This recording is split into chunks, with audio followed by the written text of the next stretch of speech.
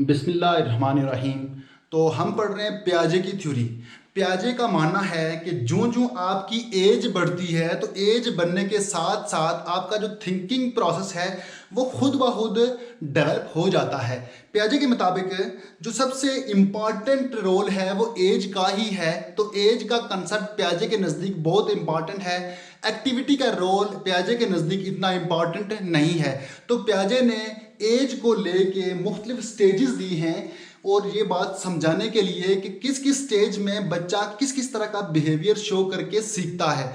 तो जो सबसे पहली स्टेज है प्याजे के मुताबिक वो है सेंसरी मोटर। ये लगभग पैदाइश से 2 साल के बच्चे इस स्टेज में होते हैं।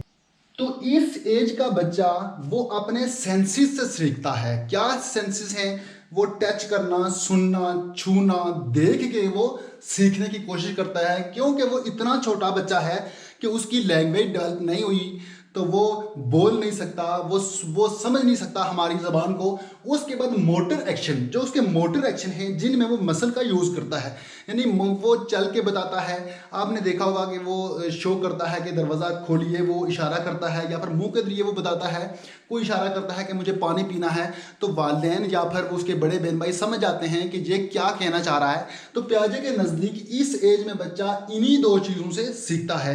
अब आपने देखा होगा कि इस एज का बच्चा, मान लेते हैं 8 या 9 माह का बच्चा है, या उससे छोटा 2 या 3 माह का बच्चा है, तो उसने हाथ इस तरह से रखा होता है। ना ही पूरा सीधा होता है और ना ही इस तरह से बंद होता है, बल्कि इस तरह से होता है। और उसके हाथ में अगर आप कोई उंगली रखें तो एकदम वो हाथ बंद कर देता है।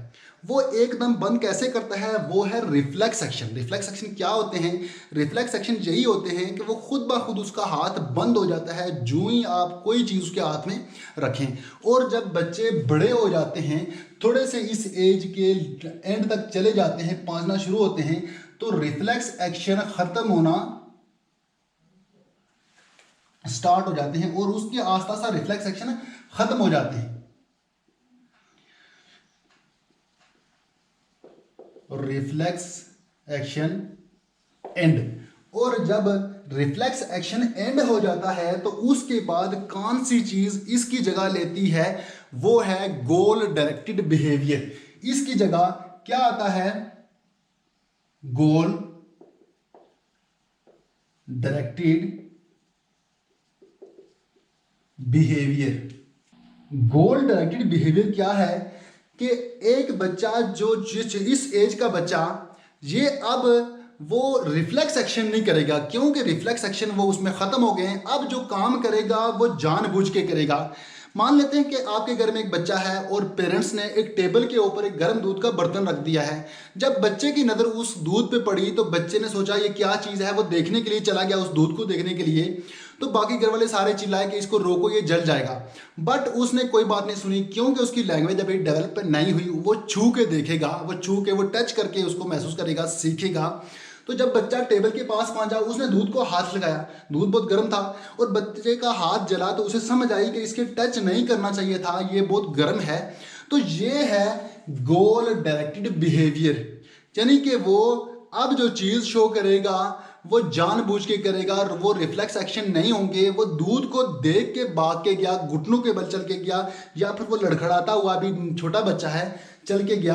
तो उसने जब हाथ लगाया तो उसका हाथ जल गया। उसने सीखा, क्या सीखा? कि दूध गर्म था, इसको टच नहीं करना चाहिए था।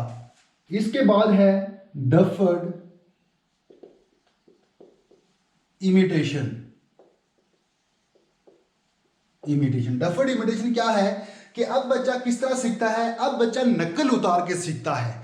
नकल उतार के जब आप उसे खिलौने से खेल के दिखा रहे हो तो वो वही चीज़ अपने दिमाग में वो याद कर लेगा।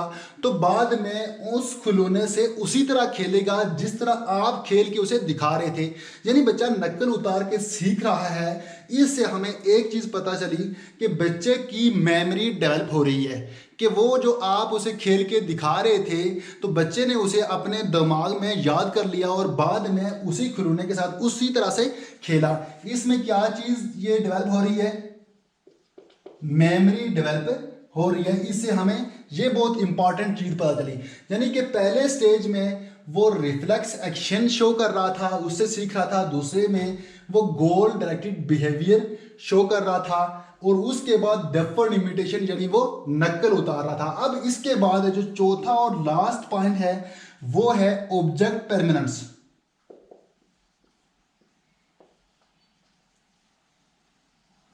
ऑब्जेक्ट परमानेंस पियाजे की रिसर्च के मुताबिक जब बच्चे को कोई ऑब्जेक्ट दिखा दिया जाए, कोई ऑब्जेक्ट उसको, कोई खिलौना उसको दिखाया जाए, तो बहुत सारे बच्चे भूल जाते हैं, वो किसी नए खिलौने के साथ खेलना शुरू कर देते हैं।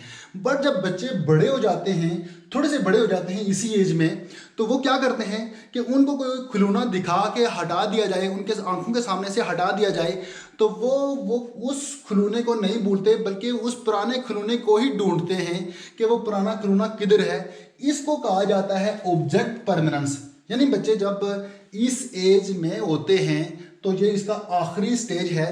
इस एज में बच्चे क्या करते हैं कि मुख्तलिफ बच्चों को, जब कोई ऐसी चीज़ आपने घर में देखा होगा कि वो कोई अगर चाकू है, तो बच्चे को चाकू जब बच्चा लेता है, तो वालिदैन क्या करते हैं कि चाकू बच्चे से ले लेते हैं कि ये इसे कट लग जाएगा। जब उसे लेते हैं तो बच्चा रोना शुरू कर देता है और उसे छिपा देते हैं। बट बच्चा चाकू को ही ढूंढता है कि चाकू किधर है, वो किसी नए खिलौने से नहीं खेलता।